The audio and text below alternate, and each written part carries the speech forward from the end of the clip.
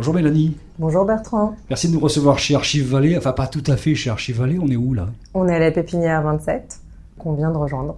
Tous les professionnels du monde font appel à des banques d'images, que ce soit pour des images fixes ou des images animées. On retrouve un peu toujours les mêmes illustrations dans les documentaires notamment, et vous vouliez remédier à ça.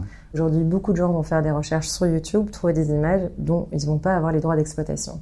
Et en fait, Archives Vallée va remédier à ce problème-là, puisqu'ils vont être en communication directement avec les vendeurs ou les ayants droit même. Archives Vallée va en réalité permettre aux créateurs de contenu de pouvoir être directement en communication avec les fournisseurs de vidéos qui sont un petit peu recensés dans les 4 coins du monde. Ce qu'on a créé en fait, c'est la première communauté internationale de chercheurs et d'acheteurs professionnels de vidéos d'archives.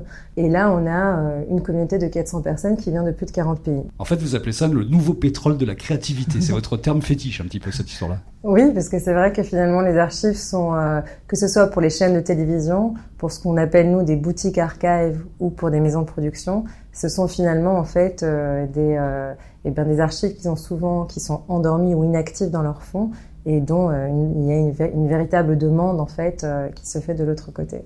Aujourd'hui, vous avez accès à 10 000 fonds internationaux qui sont des fonds avec des images originales. Comment vous avez fait pour construire cette base-là? Alors aujourd'hui, on a sourcé en fait plutôt 10 000 fonds internationaux. On n'a pas encore 10 000 fonds sur la plateforme.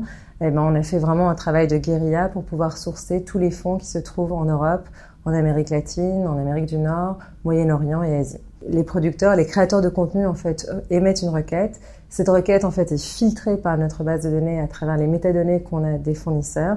Et ensuite, c'est un petit peu comme un site de rencontre, un peu comme le Tinder en fait. On appelle ça le Tinder des archives.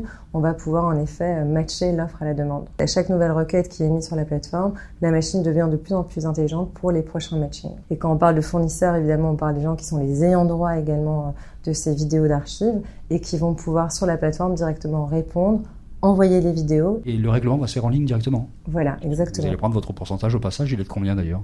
Voilà, alors le pourcentage, on va pas encore le dire, il est en pleine négociation, mais ça y est, on commence à bien structurer en fait le pourcentage avec nos clients. Il y a eu beaucoup de requêtes également finalement sur le Moyen-Orient, l'Asie, sur le Cuba, donc on a réussi à vraiment pouvoir matcher des demandes sur les 5 continents en fait en l'espace de 3 mois. Donc on a en fait initialement confondé en 2010 un studio de tech et de design qui travaillait exclusivement qu'avec des archives, et là on a pu travailler avec une trentaine de clients, beaucoup de musées comme le Quai Branly, l'Hôtel de Ville, Cité de la Musique, ou bien des marques qui étaient forcément un petit peu des marques de luxe puisqu'ils ont vers un Donc vous avez des clients potentiels déjà existants, oui, chez les institutionnels notamment, et vous savez qu'il y a du marché potentiel clairement que vous avez identifié là. Oui, on a surtout pu développer pendant ces 5 ans une expertise sur le domaine, tout un réseau qu'on arrive aujourd'hui à bien pérenniser et une crédibilité qui fait qu'aujourd'hui avec nos clients et nos utilisateurs, on arrive à parler assez rapidement et facilement.